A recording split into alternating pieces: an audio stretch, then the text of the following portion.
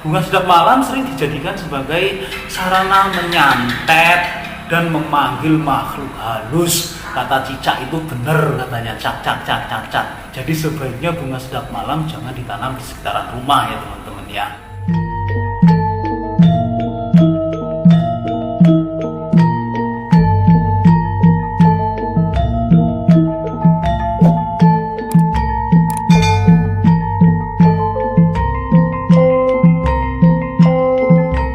Assalamualaikum warahmatullahi wabarakatuh. Salam sejahtera bagi kita semuanya. Salam Om Swastiastu, Namo Buddhaya, salam kebajikan, Sampurasun, Rahayu, Rahayu, Rahayu.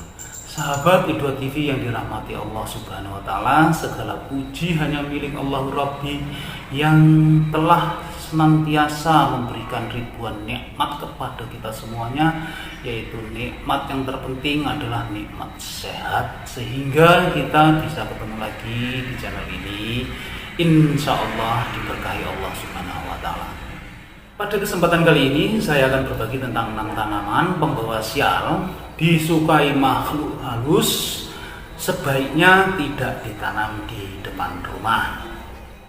Namun sebelum kalian melanjutkan menyimak video ini, bagi sahabat-sahabat Idua TV yang sudah subscribe, like, komen, dan share, saya doakan semoga disehatkan lahir batinnya, mendapatkan uang tak terduga 100 miliar dan semua hutang-hutangnya lunas. Amin ya robbal alamin. Tak semua yang cantik itu membawa kebahagiaan dan keberuntungan. Ada beberapa jenis bunga yang sangat cantik jika menghiasi halaman rumah. Namun di balik itu semua, tanaman tersebut bisa membawa sial. Berdasarkan primbon Jawa, jenis bunga atau tanaman tersebut sangat disukai makhluk halus seperti jin, tuyul, digunakan sebagai sarana santet atau juga untuk pelet, sehingga tanaman tersebut sebaiknya tidak ditanam di sekitaran rumah. Bunga-bunga ini memiliki daya tarik tersendiri, namun dibalik bentuk dan warnanya yang memang memikat hati, terutama kaum ibu-ibu, jika kalian ingin aman, bebas dari gangguan makhluk halus, alangkah baiknya hindari menanam beberapa bunga jenis yang saya sebutkan nanti di halaman rumah kalian. Oke, berikut ini 6 tanaman pembawa sial karena disukai makhluk halus, sebaiknya jangan ditanam di halaman rumah. Karena bunga-bunga tersebut disukai oleh para makhluk halus dan berpotensi membawa kesialan bagi pemilik rumah. Untuk yang pertama adalah bunga kemuning. Bunga kemuning merupakan tanaman perdu atau tanaman bercabang yang dapat mencapai ketinggian hingga 8 meter. Dapat tumbuh di dataran tinggi maupun dataran rendah. Bunga ini termasuk dalam jenis tumbuhan liar ya. Pada awalnya memang tumbuh liar.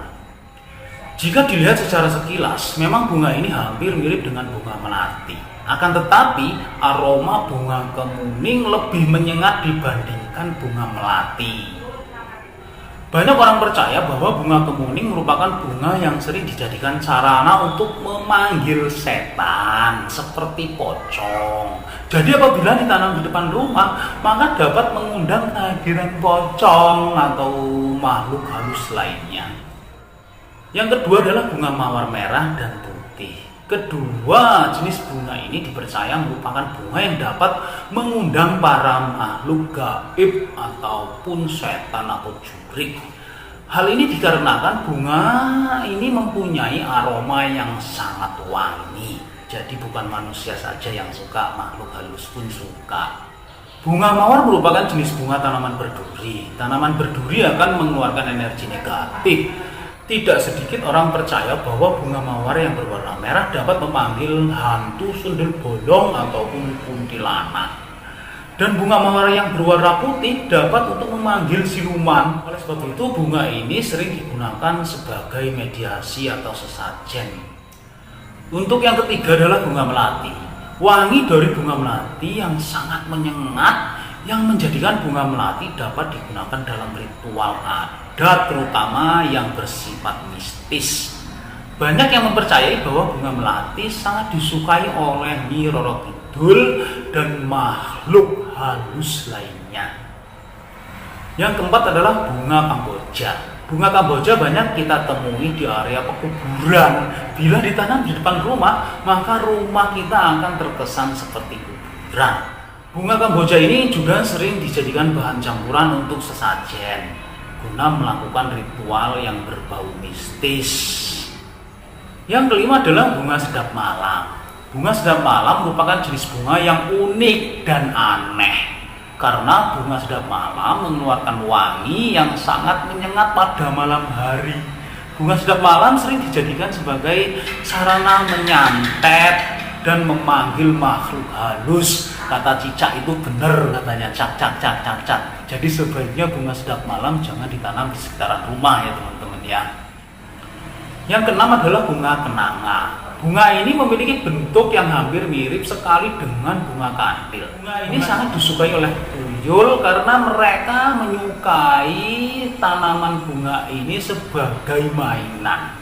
Walaupun bunga kenanga ini disukai oleh para makhluk halus, ternyata tanaman ini dipercaya dapat membawa nasib baik bagi para penghuni rumahnya.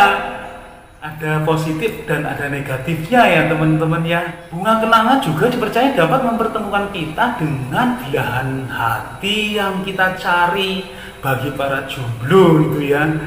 Itulah mengapa orang tua zaman dahulu sering menanam bunga ini, terlebih bila anak gadisnya belum menikah. Selain itu, bunga kenanga juga suka dijadikan sebagai penglaris dalam usaha. Walaupun demikian, bunga kenanga tidak baik ditanam di depan rumah. Sebaiknya bunga kenanga ditanam di bagian samping rumah ya teman-teman ya. Jadi keunikan bunga kenanga ini tinggal tergantung diri kita tujuannya seperti apa. Bisa digunakan sebagai sarana kebaikan dan bisa juga digunakan sebagai sarana kejahatan seperti untuk menyantet. Teman-teman semuanya, itulah tadi 6 tanaman pembawa sial disukai makhluk halus. Sebaiknya tidak ditanam di bagian depan rumah. Tapi kalau kalian tetap ingin menanamnya, sebaiknya ditanam di sekitaran samping rumah atau agak jauhan dikit lah dari rumah, sekitar 3 meteran. Wallahu a'lam bishawab. Terima kasih kalian sudah menyimak video ini sampai selesai. Semoga bermanfaat untuk kita semuanya. Kebenaran itu datangnya hanya dari Gusti Allah Subhanahu wa taala. Sedangkan kesalahan merupakan kehilapan diri pribadi saya dalam menyampaikan informasi ini. Untuk itu mohon maaf atas kesalahan dan kehilapan. Jangan lupa ya teman-teman ya, sedekahkan subscribe kalian, semoga menjadi ladang amal jariah buat kalian semuanya. Sampai ketemu lagi dengan saya di video saya selanjutnya. Wallahul muwaffiq ila aqwamit thoriq. Wassalamualaikum warahmatullahi wabarakatuh.